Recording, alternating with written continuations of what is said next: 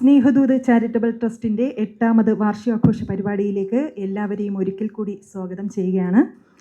ആദ്യമായി സ്വാഗത പ്രസംഗമാണ്. അതിനേക്കായി EN24 news CEO Shri Suresh Thomas അവരെ ക്ഷണിക്കുന്നു.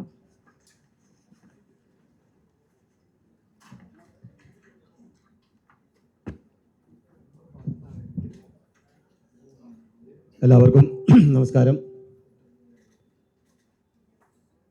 സ്നേഹദൂത്, സ്നേഹത്തിൻ്റെ ദൂത് നൽകിക്കൊണ്ട് 8ാമത് വാർഷിക സമ്മേളനമാണ് ഇന്നിവിടെ നടക്കുന്നത്. സ്നേഹദൂത് എന്ന് പറയുന്നത് EN24 ചാനലിൻ്റെ കൂടെ പ്രവർത്തിക്കുന്ന ഒരു ചാരിറ്റബിൾ സൊസൈറ്റിയാണ്.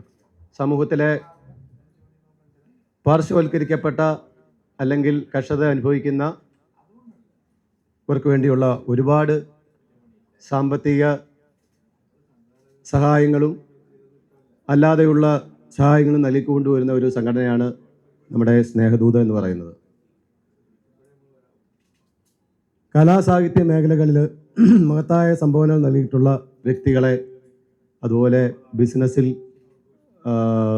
ഒരുപാട് നേട്ടങ്ങൾ കൈവരിച്ച വ്യക്തികളെ, അതോടൊപ്പം തന്നെ വിദ്യാഭ്യാസ മേഖലകളിൽ ഒരുപാട് നേട്ടങ്ങൾ കൈവരിച്ച കുട്ടികളെ, അങ്ങനെയുള്ളവരെ എല്ലാം ആദരിക്കുന്നതിനാണ് നമ്മുടെ ഈ സ്നേഹദൂത് കൊണ്ട് ഉദ്ദേശിക്കുന്നത്. നമ്മൾ കോവിഡ് കാലത്ത് ധാരാളം ചാരിറ്റി പ്രവർത്തനങ്ങൾ നമുക്ക് നടത്തുവാനായിട്ട് സാധിച്ചു. അതുപോലെ തന്നെ ഈ വരുന്ന ഓണ സീസണിൽ നമ്മളൊരു 150ഓളം കിറ്റുകളും അതുപോലെ തന്നെ വീൽ ചെയറുകൾ നമ്മൾ സംഭാവന നൽകാനായിട്ട് ഉദ്ദേശിക്കുന്നുണ്ട്. എൻ്റെ കർത്തവ്യം എന്ന് പറയുന്ന ഈ ലോകത്തിലേക്ക് സ്വാഗത പ്രസംഗം നടത്തുക എന്നുള്ളതാണ്. ആദ്യമായി ഈ യോഗത്തിൻ്റെ അധ്യക്ഷൻ EN24 സ്ഥാപകനായിട്ടുള്ള ശ്രീ രമേശ് വി ദേവിനെ ഈ യോഗത്തിലേക്ക് ഞാൻ സ്വാഗതം ആശംസിക്കുന്നു. അതുപോലെ തന്നെ നമ്മുടെ ട്രാൻസ്പോർട്ട് മന്ത്രി, നമ്മുടെ ഇന്നത്തെ ഉദ്ഘാടകൻ ആയിട്ട് എത്തിയിട്ടുള്ള സാറിന് നിങ്ങൾക്ക് എല്ലാവർക്കും അറിയാം, ധാരാളം തിരക്കുകളുള്ള ഈ സമയത്തും നമ്മുടെ ഈ ക്ഷണം സ്വീകരിച്ച് ഈ എളിയ സദസ്സിലേക്ക് വന്ന സാറിനെ ഹൃദയത്തിൻ്റെ ഭാഷയിൽ സ്നേഹദൂതിൻ്റെ പേരിൽ EN24 പേരിലും എൻ്റെ വ്യക്തിപരമായ പേരിലുമുള്ള സ്വാഗതം ആശംസിക്കുന്നു. മുഖ്യ അതിഥിയായിട്ടുള്ള ശ്രീ വിജയൻ തോമസ് സാറിനെ ഈ യോഗത്തിലേക്ക് ഞാൻ സ്വാഗതം ചെയ്തുകൊള്ളുന്നു. അടുത്തത് തിരുവനന്തപുരം പ്രസ് ക്ലബ് സെക്രട്ടറി ഇവിടെ എത്തിച്ചേർന്നിട്ടുള്ള ശ്രീ PR പ്രവീൺ സാറിനെ ഈ EN24 പേരിലും അതുപോലെ തന്നെ സ്നേഹദൂതിൻ്റെ പേരിലും ഈ യോഗത്തിലേക്ക് സ്വാഗതം ചെയ്തുകൊള്ളുന്നു. കൂടാതെ നമ്മുടെ ജീവൻ TVയുടെ current affairs news producer Shri Rajan RCC, Shri Sajan Velur, ഇവരെ ഈ യോഗത്തിലേക്ക് സ്വാഗതം ചെയ്യുന്നു. കൂടാതെ രാജേഷ് വർഗീസ്, ഷിഫിൻ, അശോകൻ അത്തിക്കാട്, അജികുമാർ, ഈ പ്രമുഖ വ്യക്തികളെയും ഈ യോഗത്തിലേക്ക് സ്വാഗതം ചെയ്യുന്നു. കൂടാതെ ഈ വേദിയിൽ സന്നിഹിതരായിട്ടുള്ള എല്ലാ വിശിഷ്ടാതിഥികളെയും കൂടാതെ വന്നു ചേർന്നിരിക്കുന്ന എല്ലാവരെയും സ്വാഗതം ചെയ്തുകൊണ്ട് എൻ്റെ വാക്കുകൾ ഉപസരിക്കുന്നു. നന്ദി, നമസ്കാരം.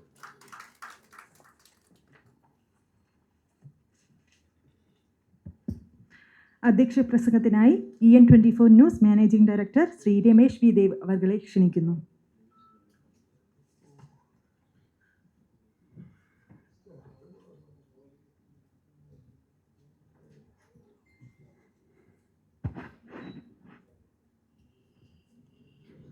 വേദിയിലും സദസ്സിലും സന്നിഹിതരായിട്ടുള്ള എല്ലാവർക്കും നമസ്കാരം. വലിയൊരു അധ്യക്ഷ പ്രസംഗത്തിലേക്ക് ഞാൻ കടക്കുന്നില്ല, എന്നാലും ചില കാര്യങ്ങൾ മാത്രം സൂചിപ്പിക്കാം. സ്നേഹദൂത് ചാരിറ്റബിൾ ട്രസ്റ്റ് അതിൻ്റെ 8ാം വാർഷികാഘോഷം ഇന്ന് ഈ വേദിയിൽ ആഘോഷിക്കുകയാണ്.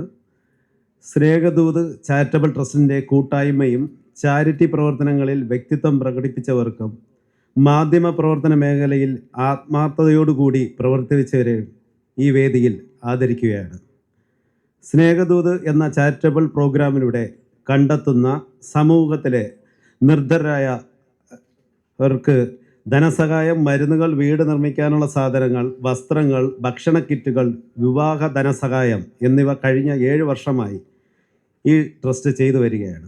അതുപോലെ തന്നെ നേരത്തെ ഇവിടെ നമ്മുടെ സ്വാഗത പ്രസംഗത്തിന് പറഞ്ഞതുപോലെ തന്നെ ഈ ഓണക്കാലത്ത് നമ്മുടെ ബോണക്കാട് മേഖലയിൽ നമ്മുടെ ഈ ഫോറസ്റ്റ് ഉദ്യോഗസ്ഥരും അവിടുത്തെ ട്രൈബിളിലുള്ളവരുമായിട്ട് ബന്ധപ്പെട്ട് ഞങ്ങളൊരു 150 പേർക്ക് ഓണക്കിറ്റ് ഇത്തവണ കൊടുക്കുകയാണ്. അത് ഈ ഓണത്തിന് ഒരാഴ്ച ഉള്ളപ്പോഴാണ് അത് ചെയ്യുന്നത്. അതുപോലെ ഇന്ന് ക്യാൻസർ പേഷ്യൻ്റായിട്ടുള്ള രോഗികൾക്കും വീൽ ചെയറുകളും ഇന്ന് ഈ വേദിയിൽ വെച്ച് വിതരണം ചെയ്യുകയാണ്. ഈ തിരക്കുകൾക്കിടയിലും ഈ പ്രോഗ്രാമിൽ നമ്മുടെ ബഹുമാനപ്പെട്ട മന്ത്രിയും അതുപോലെ ഇവിടെ എത്തിച്ചേർന്ന എല്ലാ പേർക്കും സ്റ്റേജിലെത്തിയ മറ്റ് അതിഥികൾക്കും എൻ്റെ സന്തോഷം അറിയിച്ചുകൊണ്ട് എൻ്റെ വാക്കുകൾ ചുരുക്കുന്നു.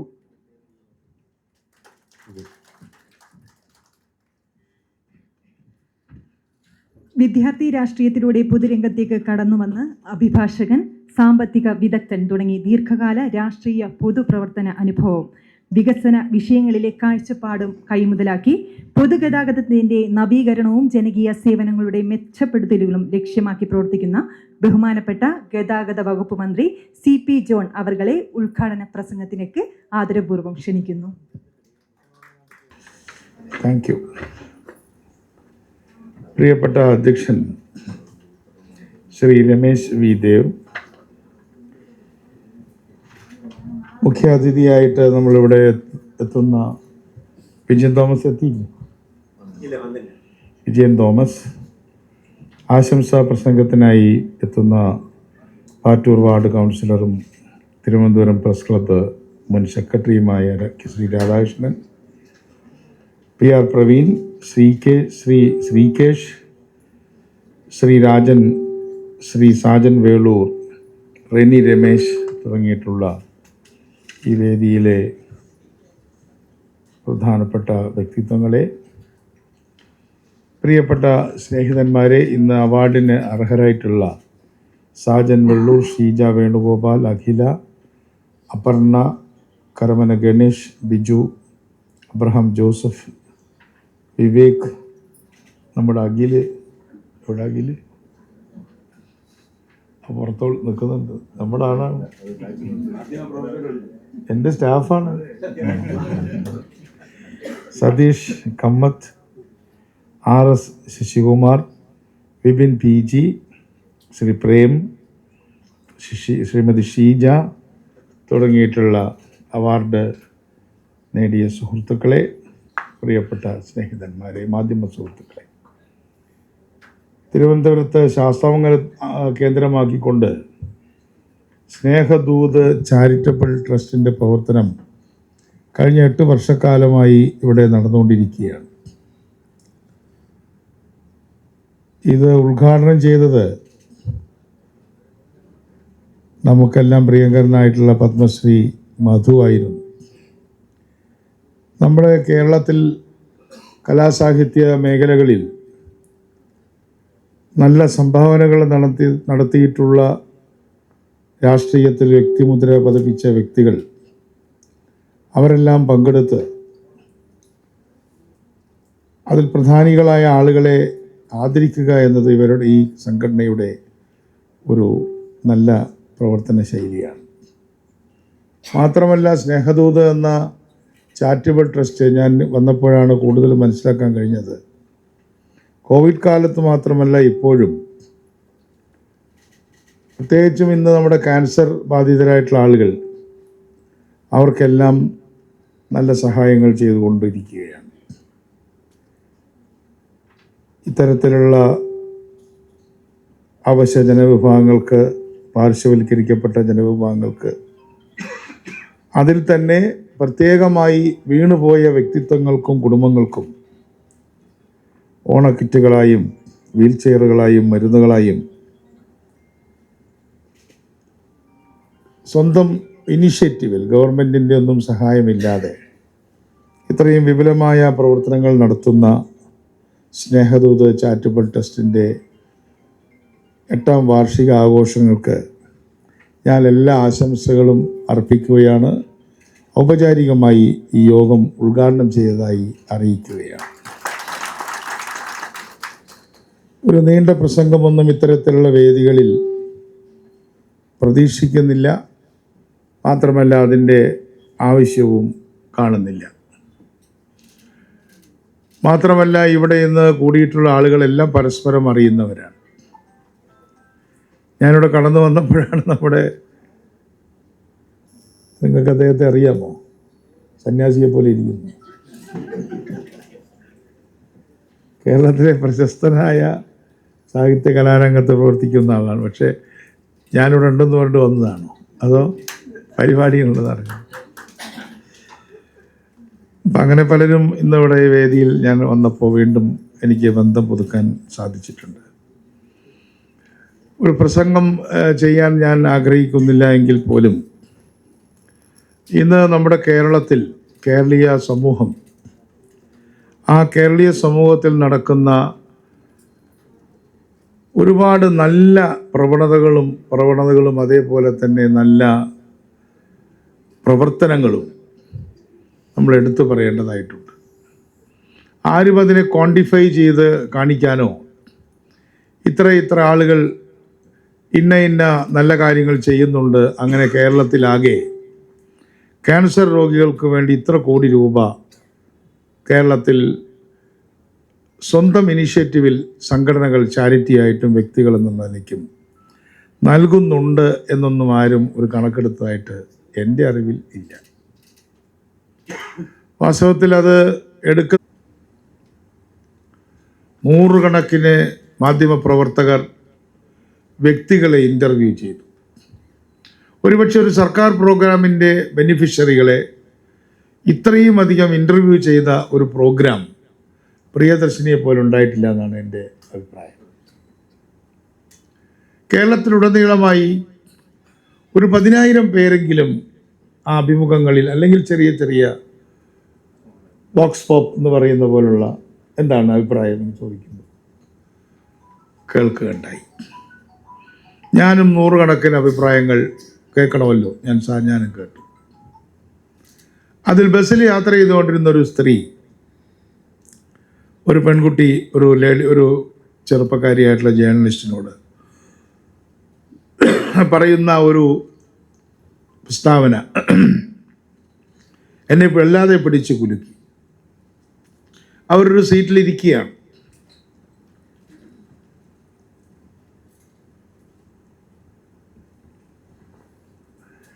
ഒരു ബസ്സിൻ്റെ സൈഡ് സീറ്റിലിരിക്കുകയാണ്. വിസിബിളി അവർ പൂറാണ്, അവർക്ക് വലിയ പൈസയൊന്നുമില്ല. കണ്ടാൽ അറിയാം അവർക്ക് വളരെ വിഷമിച്ചാണ് അവർ പോകുന്നത്. അപ്പോൾ അവർ ജേർണലിസ്റ്റിനോട്, അവരെ ആദ്യമായിട്ടായിരിക്കും ഒരു ജേർണലിസ്റ്റ് അവരോട് എന്തെങ്കിലും ചോദിക്കുന്നത്. ജേർണലിസ്റ്റുകൾക്ക് അവരോട് ചോദിക്കേണ്ട ആവശ്യമുണ്ട്. അപ്പോൾ അവർ പറഞ്ഞു, മോളെ, എൻ്റെ ഭർത്താവ് ഒരു രോഗിയാണ്. ഫസ്റ്റ് സ്റ്റേറ്റ്മെൻറ്റാണ്. ഞങ്ങൾക്ക് ജീവിക്കാൻ വലിയ ബുദ്ധിമുട്ടാണ്. ഞാനൊരു വീട്ടിൽ സഹായിയായിട്ട് നിൽക്കുകയാണ്. ഇതാണ് ഏക വരുമാനം. മരുന്നിന് കുറേ പൈസ വേണം. പിന്നീട് അവർ പറഞ്ഞു, പല ദിവസവും ഫുഡ് പോലും കിട്ടാറില്ല. എനിക്ക് 2,500 രൂപയുടെ ലാഭമുണ്ട്. തുടങ്ങിയിട്ടേ ഉള്ളൂ, ഉണ്ടാകും. ആ തുടങ്ങിയ ദിവസമാണ് അവർ ആൻറ്റിസിപ്പേറ്റ് ചെയ്യണം. എനിക്കൊരു മാസം ആ 2,500 എന്ന് പറയുന്നത് ഒരു 2.5 ലക്ഷം എന്ന് പറയുന്ന ഗൗരവത്തിലാണ്. ഇന്ന് നമ്മുടെ നാട്ടിൽ വലിയൊരു ശതമാനം എന്ന് പറയുമ്പോൾ ഒരു 35% ആളുകൾക്ക് 2,500 രൂപ വലിയൊരു പ്രശ്നമൊന്നുമല്ല. നമ്മുടെ സാമാന്യമായ 5 സ്റ്റാറും 3 സ്റ്റാറും 4 സ്റ്റാറും ഒന്നും അല്ലാത്ത ഹോട്ടലിൽ കയറി 4-5 സുഹൃത്തുക്കൾ നല്ല നിലയിലൊരു ഭക്ഷണം കഴിച്ചാൽ 3 പൈസ ആവില്ലേ? കുഴിമന്തിയോ അല്ലെങ്കിൽ വില കൂടിയച്ച വലിയ വിലയൊന്നും ഇല്ലെങ്കിലും ഒരു നോർമലായി ഒരു ഭക്ഷണം കഴിച്ചാൽ 4-5 അല്ലെങ്കിൽ 5-6 സുഹൃത്തുക്കൾ ഒരു സൗഹൃദ ഭക്ഷണം കഴിച്ചാൽ ഒരു ടേബിളിൽ ഒരു വെയിറ്റർ ഇടുന്ന ചാർജാണ് 2,000-2,500 ഒരു നേരം. അതവരുടെ ഒരു ആഘോഷമാണ്, തെറ്റല്ല. അവരുടെ ജീവിതത്തിൽ വല്ലപ്പോഴും മനുഷ്യർക്ക് ആഘോഷിക്കണ്ടേ? ആ 2,500 രൂപ ഒരു മാസം കൊണ്ട് എനിക്ക് സേവ് ചെയ്യാൻ കഴിഞ്ഞുവെന്ന് ഗദ്ഗത കണ്ടയായി പറയുകയും ഈ ഗവൺമെൻറ്റിനെ അഭിനന്ദിക്കുകയും ചെയ്യുമ്പോൾ ഞാൻ ഒരു പൊതുപ്രവർത്തനം എന്ന നിലയ്ക്ക് എന്നെ അഭിനന്ദിക്കുകയല്ല ചെയ്യുന്നത്, നമുക്കിതിനെക്കുറിച്ച് ഒന്നും അറിഞ്ഞുകൂടായിരുന്നു എന്നുള്ളതാണ് യാഥാർത്ഥ്യം. നമ്മുടെ നാട്ടിലെ തൊഴിലെടുക്കുന്ന സ്ത്രീകൾ ഒരു ദിവസം 75 രൂപ അല്ലെങ്കിൽ 65 രൂപ 80 രൂപ 85 രൂപ എന്ന് പറയുന്നത് അവരുടെ കുടുംബ ബജറ്റിലെ ഏറ്റവും പ്രധാനപ്പെട്ട ഒരു ഘടകമായിരുന്നുവെന്ന് മനസ്സിലാക്കുന്നതിൽ കേരളത്തിൽ ഞാനടക്കമുള്ള രാഷ്ട്രീയ നേതൃത്വം പരാജയപ്പെട്ടിടത്താണ് ഞാൻ വളരെ സന്തോഷത്തോടുകൂടി പറയട്ടെ, കേരളമേ കണ്ണു തുറന്നു നോക്കൂ എന്ന് പുത്തരിക്കണ്ടത്തിൽ വെച്ച് സാക്ഷാൽ രാഹുൽ ഗാന്ധി കേരളത്തോട് പറഞ്ഞു. അപ്പോൾ നമുക്കതൊന്നും അത്ര വലിയ കാര്യമായിട്ടൊന്നും തോന്നിയില്ല. KSRTC നശിച്ചു പോകും, അദ്ദേഹത്തിന് കേരളത്തെക്കുറിച്ച് അറിയാത്തതുകൊണ്ടാണ്. കേരളം നമ്പർ 1 അല്ലേ?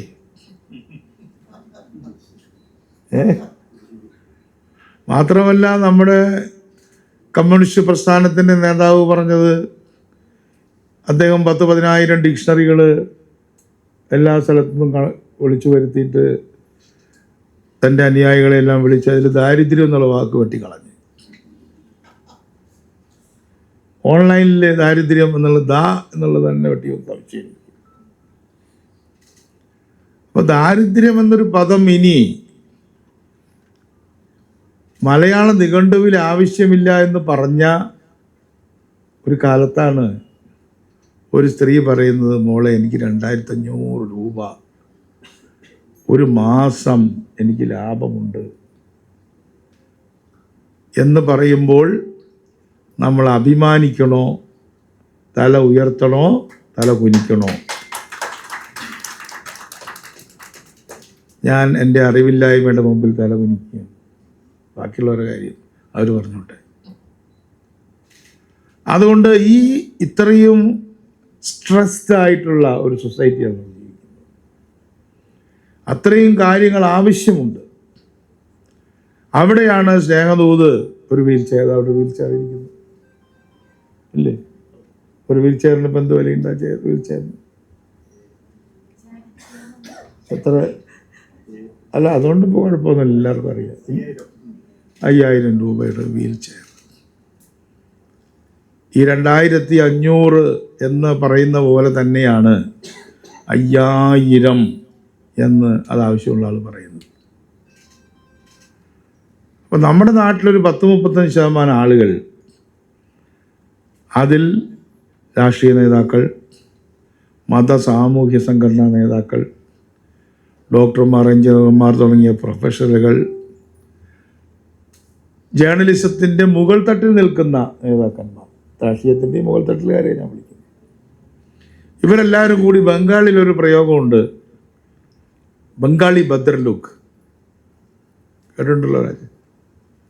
ബംഗാളി ഭദ്രലോക് എന്ന് പറഞ്ഞാൽ വലിയ പ്രശ്നമൊന്നുമില്ലാത്ത ആൾക്കാരനർത്ഥം. അതൊരു കാസ്റ്റുമായി ബന്ധപ്പെട്ടാണ് അവർ ബംഗാളി ഭദ്രലോക് എന്ന് പറയുന്നത്.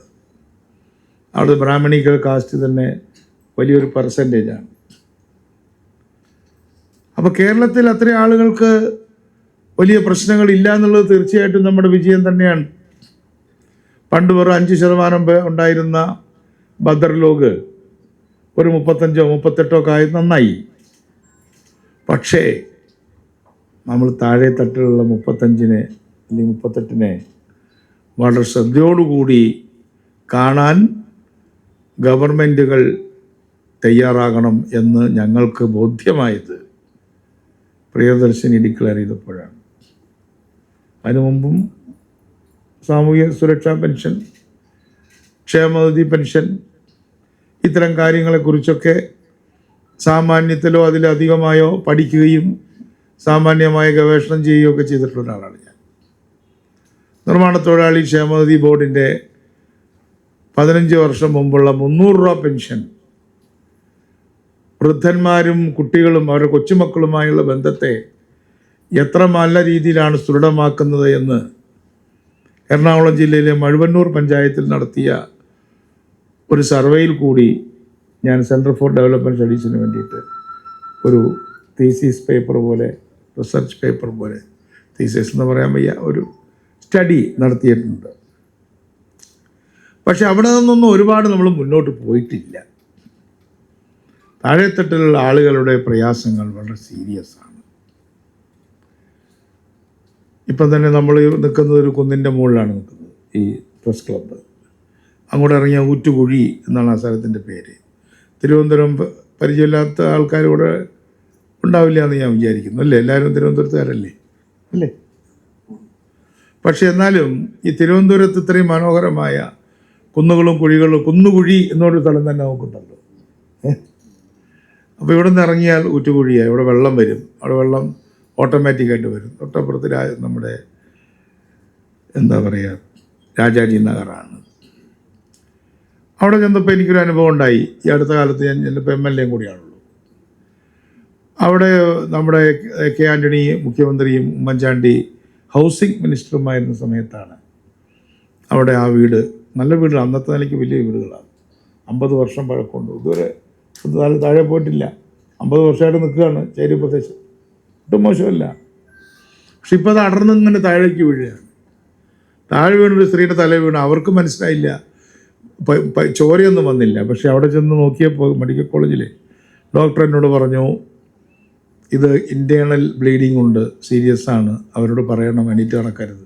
എപ്പോഴാണ് ഹാമറേജ് വരികയെന്നറിയില്ല. അവർ രക്ഷപ്പെട്ടു. ഞാനവർ വീട്ടിൽ പോയി. അപ്പോൾ അതിനടുത്തുള്ള വീടുകളിലൊക്കെ കയറിയപ്പോൾ 2ാമത്തെ നിലയിലാണ് ചെന്നപ്പോൾ ഒരു സ്ത്രീ എന്നോട് പറഞ്ഞു. അപ്പോൾ ഞാൻ വലിയൊരു മകനാണല്ലോ പൊതുവിൽ, ഞാൻ അങ്ങനെ കേട്ട് അവിടെ ചെന്നെന്താ പേര് എന്നൊക്കെ ചോദിച്ചു. അപ്പോൾ വീട്ടിൽ ആരൊക്കെ ഉണ്ട് അങ്ങനെയൊക്കെ ചോദിക്കണമല്ലോ. അപ്പോൾ പറഞ്ഞു, എനിക്ക് 2 മക്കളുണ്ടായിരുന്നു, അവർ 2 ആളും മരിച്ചുപോയി. ഭർത്താവ് മരിച്ചു. ഒരു കൊച്ചുമകനുണ്ട്, അവന് കിടന്നുറങ്ങുന്നു അവിടെ, ചെറിയ ജോലിയൊക്കെ ചെയ്യും. അപ്പം ഞാൻ അവരോട് വളരെ ഒരു ഭദ്രലോകിക് ആയ ഒരു രീതിയിൽ സംസാരിച്ചു. അപ്പോൾ അവരെന്നോട് പറഞ്ഞു, അല്ല അതൊക്കെ ഞാൻ നോക്കിക്കോളാം, ഇത് താഴെ വിടാതിരിക്കാൻ എന്തെങ്കിലും പറ്റുമെന്ന് പറഞ്ഞാൽ മതി.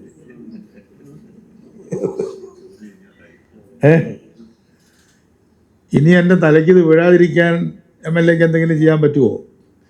ബാക്കി കാര്യങ്ങളൊക്കെ ഞാൻ നോക്കിക്കോളാം. അപ്പോൾ ഇത്തരത്തിലുള്ള ചില സ്റ്റേറ്റ്മെൻറ്റുകൾ വളരെ പ്രധാനമാണ്. ഇതിനെയൊക്കെ മനസ്സിലാക്കാനും ഒപ്പിയെടുക്കാനും നമുക്കിടയിൽ ഉമ്മൻചാണ്ടി ഉണ്ടായിരുന്നു. ഇന്ന് ഉമ്മൻചാണ്ടി ഇല്ല എന്നുള്ളത് നമുക്ക് വളരെ വലിയൊരു ചിന്തിക്കേണ്ട ഒരു സബ്ജക്റ്റാണ്. അപ്പം അതുകൊണ്ട് ഞങ്ങളെല്ലാവരും കൂടെ നോക്കിയാലും അത് നടക്കാൻ പോകുന്നില്ല. അവിടെയാണ് നമ്മൾ ചെറിയ ചെറിയ സംരംഭങ്ങൾ, ചെറിയ ചെറിയ കാൽവെപ്പുകൾ, ഒരു വീൽ ചെയർ, അല്ലെങ്കിൽ ഇപ്പോൾ ഞാൻ എൻ്റെ സ്നേഹിതൻ MR മനോജ്, അദ്ദേഹത്തിൻ്റെ നല്ലൊരു സ്ഥാപനം ഇതുപോലുള്ള NGO ഉണ്ട്, രാജേശ്വരി ഫൗണ്ടേഷൻ. ഈയിടെ ഞാൻ ചെന്നപ്പോൾ അദ്ദേഹം ഞാൻ വർഷങ്ങൾക്ക് മുമ്പ് ചെയ്തൊരു പ്രസംഗത്തെക്കുറിച്ച് പറഞ്ഞു. കിടപ്പ് രോഗികളെ സംബന്ധിച്ചിടത്തോളം ഏറ്റവും വലിയ പ്രശ്നം ബെഡ്ഷീറ്റാണ്. ബെഡ്ഷീറ്റ് മാറണ്ടേ? ഒരു വീട്ടിൽ എത്ര ബെഡ്ഷീറ്റ് ഉണ്ടാവും? സാമാന്യം കുറച്ച് ബെഡ്ഷീറ്റുണ്ട്. ഇതെല്ലാം അറിയാമല്ലോ, നനയും, കഴുകിയിട്ട് ഉണക്കാൻ വേറെ ബെഡ്ഷീറ്റില്ല. അപ്പോൾ നമ്മൾ ഈ ബെഡ്ഷീറ്റ് ഇടിഞ്ഞു വീഴുന്നൊരു പ്ലാസ്റ്റർ, അല്ലെങ്കിൽ ഒരു ചെറിയ രോഗം, കാലൊടിഞ്ഞ ഒരു മനുഷ്യൻ്റെ ദയനീയത, അല്ലെങ്കിൽ ഒരു വീൽ ചെയർ, അല്ലെങ്കിൽ ക്രിപ്പിൾഡായിട്ടുള്ള ഒരു മകൻ്റെ കാലിപ്പറുകൾ, അത് മാറണ്ടേ? അല്ലേ? അത് വയ്ച്ചാൽ പോലും ഇടയ്ക്കിടയ്ക്ക് മാറണം. ഇത്തരത്തിലുള്ള കുഞ്ഞു കുഞ്ഞ് ആവശ്യങ്ങൾ ഇത് മുഴുവൻ ഗവൺമെൻറ് വിചാരിച്ചാൽ ചെയ്യാൻ കഴിയുന്നില്ല. കഴിയുമോ, വേണോ, വേണ്ടേ എന്നുള്ളതല്ല. അവിടെയാണ് സ്നേഹദൂതിനെ പോലുള്ള സംഘടനകൾ നല്ല കാര്യങ്ങൾ ചെയ്യുന്നത്. അവരെ എത്ര അഭിനന്ദിച്ചാലും മതിയാകുന്നില്ല. അതുപോലെ തന്നെ ഞാൻ ഈയിടെ മറ്റൊരു ചടങ്ങിൽ ചെന്നപ്പോൾ എനിക്കതൊരു വിഷമമുള്ള കാര്യമാണ്. താക്കോൽ ദാനം എന്നാണ് പറഞ്ഞ് വിളിച്ചത്. അപ്പോൾ ഈ വീട് ഇല്ലാത്ത ആളുകൾക്ക് ഇങ്ങനെ വീടിൻ്റെ താക്കോല് കൊടുക്കുക അങ്ങനെയുള്ള ഒക്കെ ഞാൻ ഒഴിവാക്കണം എന്നുള്ള അഭിപ്രായക്കാരനാണ്. അപ്പോൾ നമ്മുടെ ഓർത്തഡോക്സ് സഭയുടെ കാത്തോലിക്ക ബാവയാണ് അതിൽ പങ്കെടുത്തത്. അപ്പോൾ അദ്ദേഹം പറഞ്ഞു, എന്നെ ശ്രദ്ധിച്ചിട്ട് അദ്ദേഹം പറഞ്ഞു, താക്കോല് അച്ഛൻ്റെ കയ്യിൽ കൊടുത്താൽ മതി. അങ്ങനെയാണ് ഇവിടെ. അദ്ദേഹം പിന്നെ അവർക്ക് കൊടുത്തോളൂ. ഒരു പാത്രത്തിൽ 4-5 താക്കോല് തന്നു. അത് ഞാൻ അദ്ദേഹത്തിന് കൊടുക്കുകയാണ് ചെയ്തത്. അപ്പം അതുകൊണ്ട് അത്തരത്തിലുള്ള കാര്യങ്ങളിൽ നമ്മൾ വളരെയധികം ബദ്ധശ്രദ്ധരാവേണ്ടതുണ്ട്. നമ്മുടെ നാട്ടിൽ മറ്റുള്ളവരെ സഹായിക്കാൻ കഴിയുന്ന കുറേ ആളുകൾ ഇന്ന് ഗൾഫിൽ പോയിട്ടായാലും അമേരിക്കയിൽ പോയിട്ടായാലും സ്വന്തം പഠിച്ചിട്ടായാലും ഒക്കെ ഉണ്ടായിട്ടുണ്ട്. അവരെല്ലാവരും അവരുടെ ജീവിതത്തിൽ ചെറിയൊരു തുക മാറ്റിവെച്ചാൽ ഞാൻ നേരത്തെ പറഞ്ഞ ഫുഡ് കഴിക്കാൻ പറ്റാത്ത, തലയിലേക്ക് പ്ലാസ്റ്റർ വീഴുന്ന ആളുകളെയൊക്കെ സഹായിക്കാനായിട്ട് സാധിക്കും. ഞാനിപ്പോൾ ഇവിടെ ലയൺസ് ക്ലബ്ബ് അതുപോലെ തന്നെ റോട്ടറി ഇവിടെ എല്ലാം പോകുന്നുണ്ടല്ലോ, മിനിസ്റ്ററായിട്ടുള്ള പേരിൽ പ്രത്യേകിച്ച്. അവരെല്ലാം പറഞ്ഞപ്പോൾ അവർ വളരെ സന്തോഷത്തോടു കൂടിയാണ്. ഇപ്പോൾ ഞാൻ എല്ലാവരോടും പറയുന്നത്, വീട് പണിത് കൊടുക്കുന്ന വലിയൊരു ചിലവേറിയൊരു കാര്യമാണ്. പക്ഷെ ഉള്ള വീടൊന്ന് റിപ്പയർ ചെയ്തൊന്ന് ഒരു 50,000 ഉറുപ്പ്യൊക്കെ ഉണ്ടെങ്കിൽ കുറേ നന്നായിട്ട് ചെയ്യാൻ പറ്റും. അപ്പോൾ അതിനുവേണ്ടി ഞാനിപ്പോൾ ഇവിടെ കുറച്ച് ആളുകളോടൊക്കെ പറഞ്ഞു. അവരതിൻ്റെയൊക്കെ പണികൾ തുടങ്ങിയിട്ടുണ്ട്. ഇന്ന് ഞാൻ നമ്മുടെ ശങ്കറിനെ കണ്ട സമയത്ത് ഡീറ്റെയിൽസ് പറയാൻ പറ്റിയില്ല. അതുപോലെ നല്ല രീതിയിൽ ആർക്കിടെക്ചർ ചെയ്യുന്ന ആളിനോടെല്ലാം പറഞ്ഞാൽ നമുക്കെല്ലാം ഒരുമിച്ച് നിന്നുകൊണ്ട്, ആർക്ക് വേണ്ടി ചെയ്തു എന്നുള്ളതല്ല, നമ്മളെല്ലാം ഒരുമിച്ച് നിന്നുകൊണ്ട് പ്രവർത്തിക്കുകയാണെങ്കിൽ നമ്മുടെ സമൂഹത്തിൽ പാർശ്വവൽക്കരിക്കപ്പെട്ട വിഭാഗങ്ങൾ, അതിൽ തന്നെ ഉള്ള വീണുപോയ ആളുകൾ, അവരെയൊക്കെ അവരുടെ ജീവിതത്തിൽ അവരെ കൈപിടിച്ചുയർത്താൻ സാധിക്കും എന്ന് മാത്രം പറഞ്ഞുകൊണ്ട് ഞാൻ നീണ്ടുപോയി എൻ്റെ പ്രസംഗം ക്ഷമിക്കണം. ഈ പരിപാടി ഔപചാരികമായി ഉദ്ഘാടനം ചെയ്തതായിട്ട് അറിയിക്കുന്നു. നന്ദി, നമസ്കാരം. എൻ്റെ പണി കഴിഞ്ഞില്ലേ? എൻ്റെ പണി കഴിഞ്ഞില്ലേ?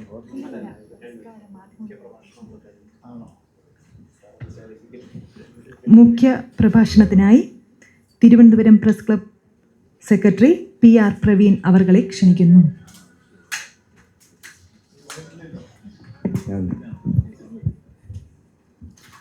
പ്രിയപ്പെട്ട അധ്യക്ഷൻ, ഉദ്ഘാടകൻ മന്ത്രി ശ്രീ CP ജോൺ, പ്രിയമുള്ളവരെ,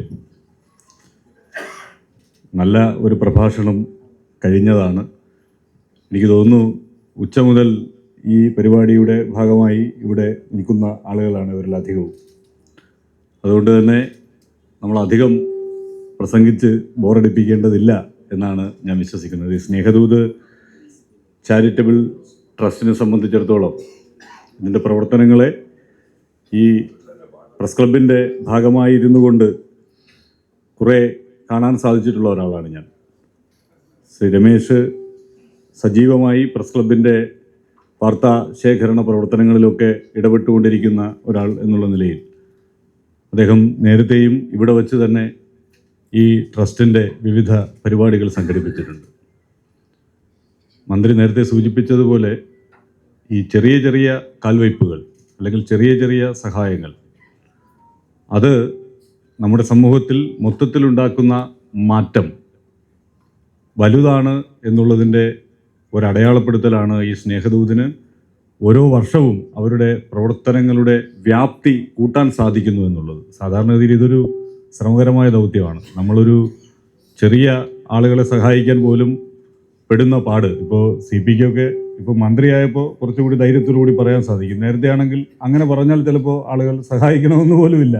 അത്തരം ഒരു സാഹചര്യമൊക്കെ ഉള്ളപ്പോൾ എങ്ങനെ ഇതൊക്കെ സാധിക്കുന്നു എന്ന് പലപ്പോഴും നമ്മൾ അത്ഭുതപ്പെടാറുണ്ട്. കാരണം ഈ റിട്ടേൺസ് ഇല്ലാതെ ആരും ഇപ്പോൾ സഹായിക്കുന്ന കാലമൊന്നുമല്ല. അങ്ങനെയൊന്നും എടുത്തു ചാടാൻ ആരും അധികം തയ്യാറാവില്ല. നമുക്ക് എവിടെ പരസ്യം കിട്ടും, അല്ലെങ്കിൽ നിങ്ങൾ ഞങ്ങളുടെ ഫ്ലെക്സ് അവിടെ വയ്ക്കുമോ എന്നൊക്കെയുള്ള മറുചോദ്യങ്ങൾ ഉണ്ടാകുന്ന കാലത്ത് ആളുകളെ ഈ ഒരു സംരംഭത്തിലേക്ക് കൊണ്ടുവരാനും, അല്ലെങ്കിൽ സ്വയം ഇപ്പോൾ അവർ ഒരു മാധ്യമ സ്ഥാപനം, ഒരു പ്രൊഡക്ഷൻ കമ്പനിയൊക്കെ നടത്തുന്നവരാണ് രമേശ്. അപ്പോൾ അതിൻ്റെയൊക്കെ ഭാഗമായി കിട്ടുന്നതും ഇതിലേക്ക് ഇൻവെസ്റ്റ് ചെയ്ത് ആളുകളോടൊപ്പം നിൽക്കണം, അല്ലെങ്കിൽ അർഹരായ മനുഷ്യരോടൊപ്പം നിൽക്കണം എന്നുള്ള ഒരു മനോഭാവത്തോടെ മുന്നോട്ട് പോകുന്നത് സന്തോഷമുള്ള കാര്യം. അതോടൊപ്പം മാധ്യമപ്രവർത്തകരെ ഈ ട്രസ്റ്റിൻ്റെ വാർഷികത്തിൻ്റെ ഭാഗമായി അവർക്ക് അംഗീകാരം നൽകാനുള്ള ഈ പരിശ്രമവും അതും സ്വാഗതാർഹമാണ്. കാരണം അവരും ഒരുപാട് ത്യാഗങ്ങൾ സഹിച്ച് ഈ മേഖലയിൽ പിടിച്ചു നിൽക്കുന്ന ആളുകളാണ്.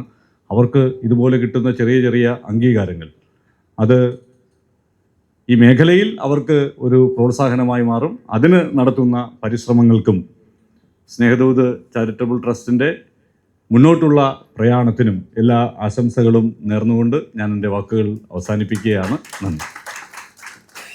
സ്നേഹദൂത് പുരസ്കാരം നൽകി ആദരിക്കുന്നു. മഴയും വെയിലും രാവും പകലും നോക്കാതെ സത്യവും യാഥാർത്ഥ്യവും ജനങ്ങളിൽ എത്തിക്കുവാൻ അക്ഷീണം പ്രവർത്തിക്കുന്ന റിപ്പോർട്ടർമാരും ക്യാമറാമാൻമാരും സമൂഹത്തിൻ്റെ നിശബ്ദ നായകന്മാരാണ്. അവരുടെ ആത്മാർത്ഥ സേവനത്തിനുള്ള ആദര സൂചകമായി ഓരോരുത്തരെയും ആദരവോടുകൂടിയും അഭിമാനത്തോടുകൂടിയും സ്നേഹദൂത് പുരസ്കാരം ഏറ്റുവാങ്ങുന്നതിലേക്കായി ക്ഷണിക്കുന്നു.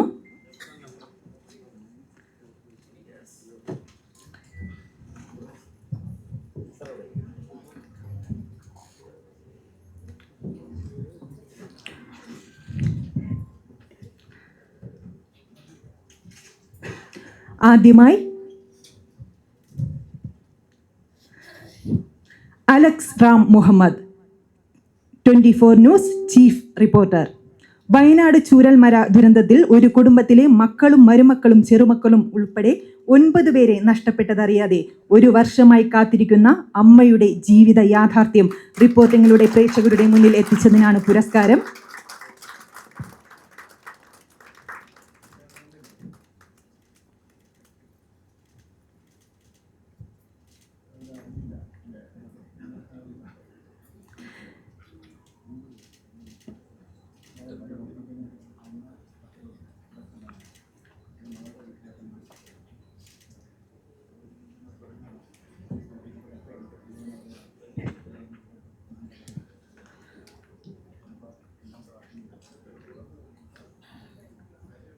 അടുത്തതായി Sajeev Velayudhan, Manorama news deputy chief cameraman, Thiruvananthapuram bureau.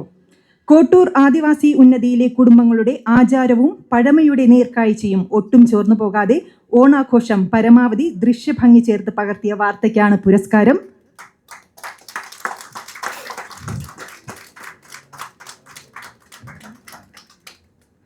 മഞ്ജുഷൻ MG, news Malayalam 24/7. Wayanad Chooralmala ദുരന്തത്തിൽ ഒലിച്ചുപോയ വെള്ളാർമല സ്കൂളിലെ വിദ്യാർത്ഥികൾ ജീവിതാനുഭവം നാടകമാക്കിയ സംസ്ഥാന സ്കൂൾ കലോത്സവ വേദിയിലെ അതിജീവനത്തിന്റെ കഥ ക്യാമറയിലൂടെ പകർത്തി പ്രേക്ഷകരുടെ മുന്നിൽ എത്തിച്ചതിനാണ് ഈ പുരസ്കാരം. Bibin KV, big TV senior cameraman, Thiruvananthapuram bureau. വന്യജീവി ആക്രമണത്തിൽ ഭയന്ന് ജീവിക്കുന്ന തിരുവനന്തപുരം വിതുര പൊടിയക്കാല ഊരുകളിൽ ജീവിക്കുന്ന 60ഓളം കുടുംബങ്ങളുടെ അതിജീവനത്തിന്റെ കഥ ക്യാമറയിലൂടെ പകർത്തി പ്രേക്ഷകരുടെ മുന്നിൽ എത്തിച്ചതിനാണ് ഈ പുരസ്കാരം നൽകി ആദരിക്കുന്നത്.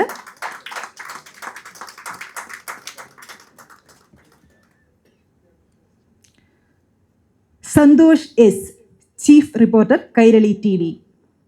18 വർഷത്തിലേറെയായി ഡിജിറ്റൽ മാധ്യമ രംഗത്ത് പ്രവർത്തിക്കുന്ന മുതിർന്ന മാധ്യമ പ്രവർത്തനാണ് അദ്ദേഹം. കർഷകരും കാർഷിക മേഖല അനുഭവിക്കുന്ന പ്രതിസന്ധികൾ കേരള ജനതയ്ക്ക് മുന്നിൽ തുറന്നു കാട്ടിയ റിപ്പോർട്ടർ കൂടിയാണ് അദ്ദേഹം.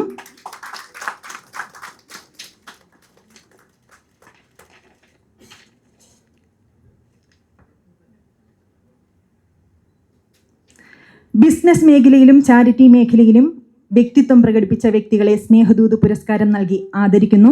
ആദ്യമായി രാജൻ RCC. എല്ലാ മാസവും നിർധരായ ക്യാൻസർ രോഗികൾക്ക് മുടങ്ങാതെ 5000 രൂപ വെച്ച് നൽകുന്ന വ്യക്തിത്വത്തിന് ഉടമയാണ് അദ്ദേഹം.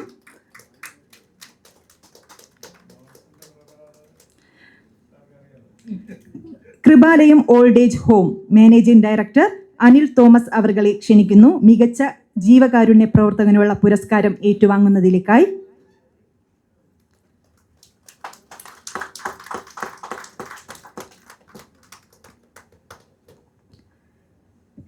അടുത്തതായി വിനയചന്ദ്രൻ,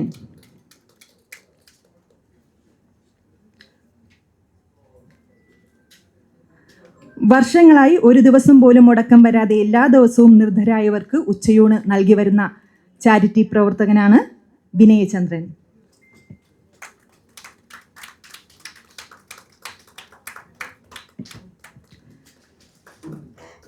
അടുത്തതായി അദ്വൈത് ഇന്റീരിയേഴ്സിന്റെ മാനേജിംഗ് ഡയറക്ടർ പ്രശാന്ത് കുമാർ അവർകളെ ക്ഷണിക്കുന്നു. ഗുണമേന്മയുള്ള ഇന്റീരിയർ വർക്കുകളുടെ നിരവധി വീടുകളും സ്ഥാപനങ്ങൾക്കും മനോഹരമായ രൂപം നൽകുക മാത്രമല്ല, സാമൂഹ്യ പ്രതിബദ്ധതയോടുകൂടി ജീവകാരുണ്യ പ്രവർത്തനങ്ങളിലും പങ്കാളിയാണ് അദ്ദേഹം.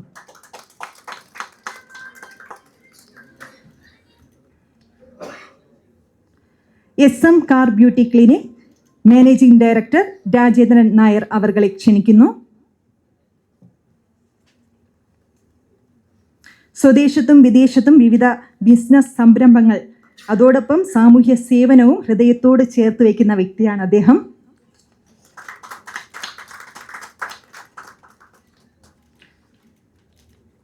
ഇന്റീരിയർ രംഗത്ത് നൂതന ആശയങ്ങൾ കൊണ്ടുവന്ന ഷിഫിൻ ജേക്കബ് ഹൈസിറ്റി എന്റർപ്രൈസസ് അദ്ദേഹത്തെ സ്നേഹപൂർവ്വം പുരസ്കാരം ഏറ്റുവാങ്ങുന്നതിലേക്കായി ക്ഷണിക്കുന്നു.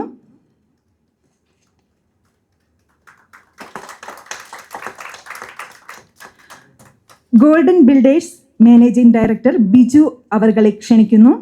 കൺസ്ട്രക്ഷൻ രംഗത്ത് മികച്ച സേവനം കാഴ്ചവെച്ച് വിശ്വാസ്യത നേടിയതിനോടൊപ്പം നിരവധി ജീവകാരുണ്യ പ്രവർത്തനങ്ങളിലൂടെ സമൂഹത്തിന് കരുതലും പിന്തുണയും നൽകുന്ന വ്യക്തി കൂടിയാണ് അദ്ദേഹം.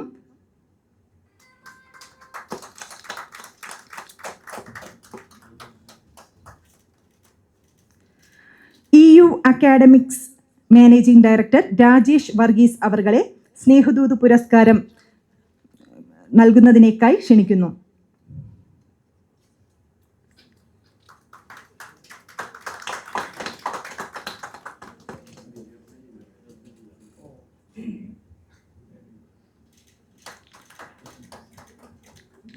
സ്ക്രീൻ പാർക്ക് രാജേന്ദ്രൻ ബി അവർകളെ സ്നേഹദൂത് പുരസ്കാരം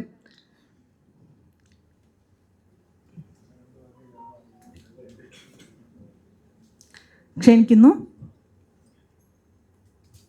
30 വർഷമായി മസ്കറ്റോ നെറ്റ് അലുമിനിയം ഫാബ്രിക്കേഷൻ മേഖലയിലെ നിറസാന്നിധ്യമാണ്. കർഷകൻ കൂടിയാണ് അദ്ദേഹം. നിരവധി ചാരിറ്റി പ്രവർത്തനങ്ങളിൽ സജീവമാണ് അദ്ദേഹം.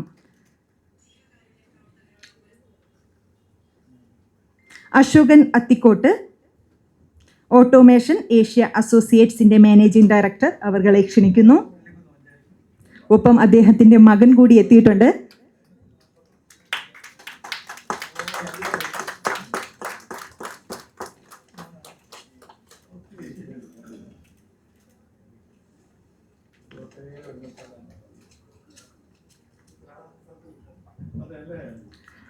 അടുത്തതായി Sajan Vellur managing director prime builders, Jeevan TV producer എന്നീ മേഖലയിലെല്ലാം അദ്ദേഹത്തിൻ്റെ നിറസാന്നിധ്യമുണ്ട്. അദ്ദേഹത്തിനെ സ്വാഗതം ചെയ്യുന്നു.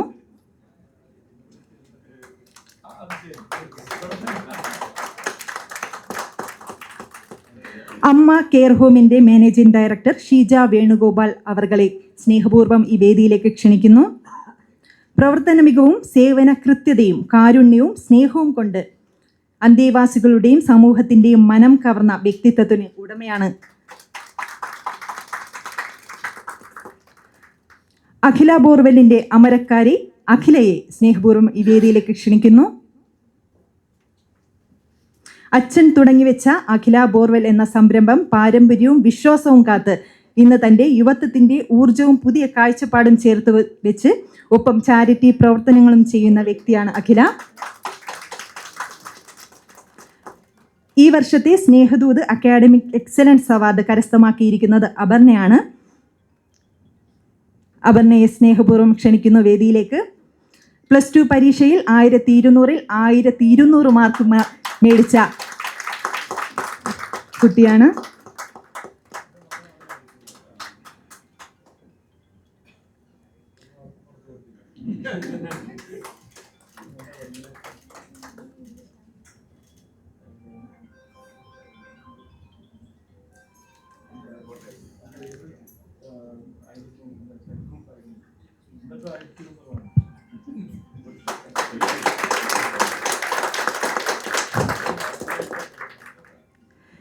GK ഫ്ലവേഴ്സിൻ്റെ മാനേജിംഗ് ഡയറക്ടർ കരമന ഗണേഷ് അവർകളെ ക്ഷണിക്കുന്നു.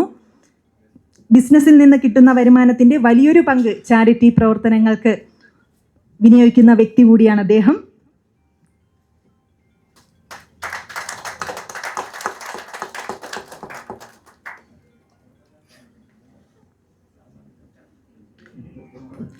ജോയ് ഫർണിച്ചർ ജോസഫ് എബ്രഹാം അവർകളെ സ്നേഹപൂർവ്വം ക്ഷണിക്കുന്നു. 1/4 നൂറ്റാണ്ടിലേറെ ഫർണിച്ചർ മേഖലയിൽ വിജയത്തിനൊപ്പം സമൂഹത്തിലെ പാർശ്വവൽക്കരിക്കപ്പെട്ടവരെ ചേർത്ത് നിർത്തുന്ന വ്യക്തി കൂടിയാണ് അദ്ദേഹം.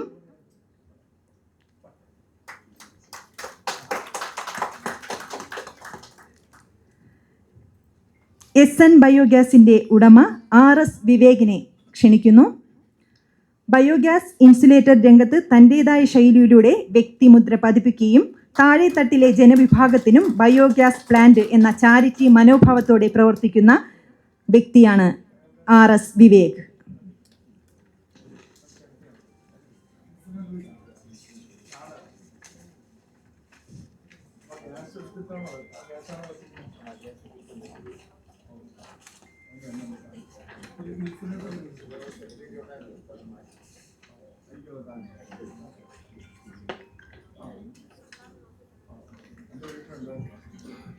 അടുത്തതായി ഓൺലൈൻ മാധ്യമ പുരസ്കാരത്തിലേക്ക് കടക്കുകയാണ്. അഖിൽ സ്പെഷ്യൽ കറസ്പോണ്ടന്റ് മലയാള മണ്ണ്.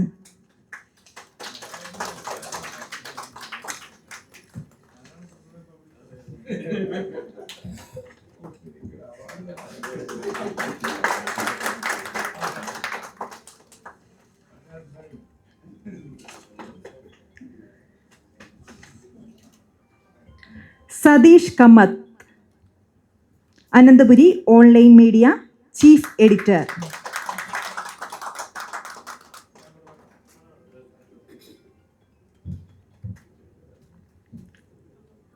Sai Kumar Malayalam online TV senior cameraman.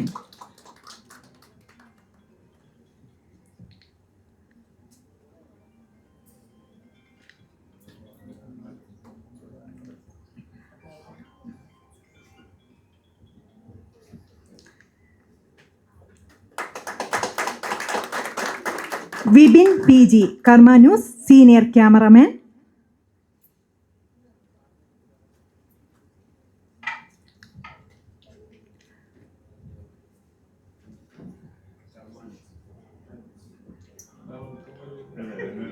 Karma news senior ക്യാമറാമാന് സ്നേഹദൂത് പുരസ്കാരം നൽകി ആദരിക്കുകയാണ്. Prem Janachintha TV reporter.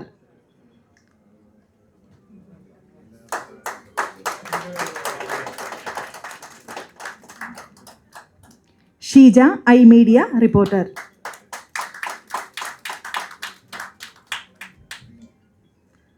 ഇന്നത്തെ കാലഘട്ടത്തിൽ വാർത്തകളെയും സാമൂഹ്യ നന്മയുടെ സന്ദേശങ്ങളെയും അതിവേഗം ജനങ്ങളിലേക്ക് എത്തിക്കുന്നതിൽ ഓൺലൈൻ മീഡിയയുടെ പങ്ക് വലുതാണ്. സമൂഹത്തിലെ നന്മകൾക്കും സത്യസന്ധമായ പ്രവർത്തനങ്ങൾക്കും ശബ്ദമാകുന്ന ഓൺലൈൻ മാധ്യമ പ്രവർത്തകരെയാണ് നമ്മളിവിടെ ആദരിക്കുന്നത്.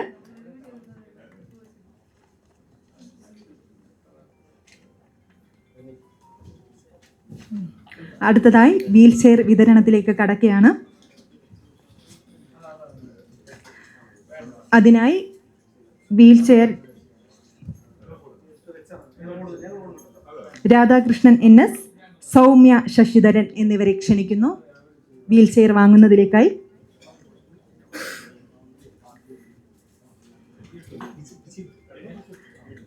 കല്ലിയൂർ പഞ്ചായത്ത് മെമ്പർ വിജിയാണ് ഈ 3 പേരെ ഞങ്ങളെ കണ്ടെത്തി തന്നത്.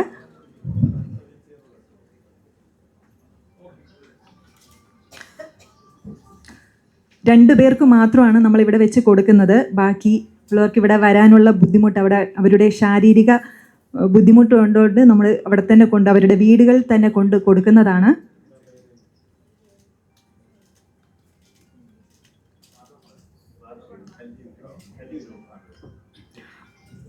മരുന്നും ഇവിടെ വെച്ച് ഒരാൾക്ക് മാത്രമേ കൊടുക്കുന്നുള്ളൂ. ബാക്കി എല്ലാവർക്കും നമ്മൾ വീടുകൾ ചെന്നാണ് കൊടുക്കുന്നത്.